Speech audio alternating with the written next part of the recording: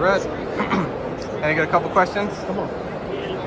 Obviously, there was a face-off that went down yesterday, and a lot of people online were saying that Crawford didn't look so small on that platform when him and Canelo were facing off. So just the initial size. I know size doesn't win fights and weight doesn't win fights, but when you saw that first face-off, I mean, did you think, everything that you guys were saying was very true, seeing at the Spike Week?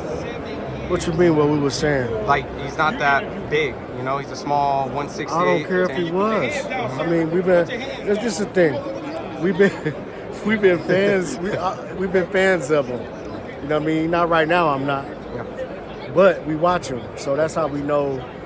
You know what I mean? All the size and all that stuff. That's how we was able to pick him because we know him already. We've seen him. We watched his career, so we know what the capabilities, this and that. Awesome. With that, how dangerous is that? I mean, just playing to the factor that Canelo has been the guy on the scene for so long that you guys were able to watch him throughout all these years, quote, as a fan. Is that essentially the blueprint when it comes to beating these guys? You're almost like a fan first, and then you compete? Well, I mean, some of them you fans of, some of them you just watch just for being a fan, not particularly of the fighter, but just a fan of the sport and enjoying watching boxing.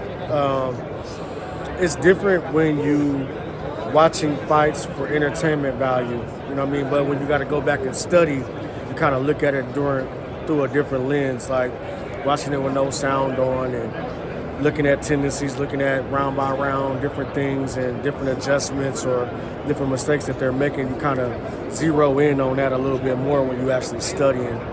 But, overall we know what he's bringing and we've been knowing what he was going to bring, so. I know they're both elite counterpunchers, and sometimes people feel that counterpunching can be kind of like I wouldn't say like a boring fight in the beginning, but just making adjustments to kind of get the rhythm. But if Canelo just walks right in, doesn't really take Terence's counterpunching to heart in the beginning, is that extremely dangerous in the first early rounds for Canelo to just bulldoze and try to oppose the size on a smaller guy?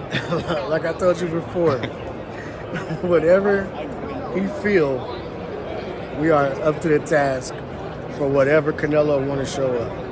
That's the purpose of training camp.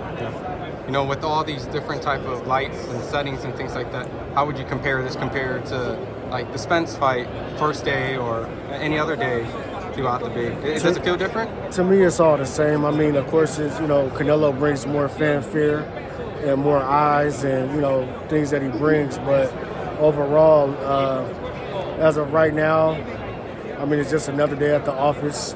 I'll be able to sit back and take it all in after we get the victory on Saturday night. Right now I'm not too concerned with it. I got my headphones on. I'm listening to music.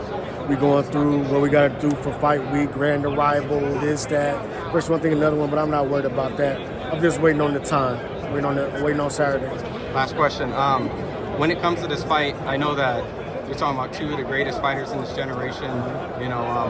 When it comes to adjustments, do you feel like this is going to be a fight where if someone, especially like Terence, takes over, would he have to continue to make different adjustments? Do you see Canelo trying different things and trying to, I guess, switch it up a little bit? And do you see it being kind of like a Sugar Ray Leonard, Tommy Hearns, where they had to make multiple adjustments as the aggressor and the boxer? Well, I'm going to keep it short and sweet. Like I told you before, Canelo's a smart fighter.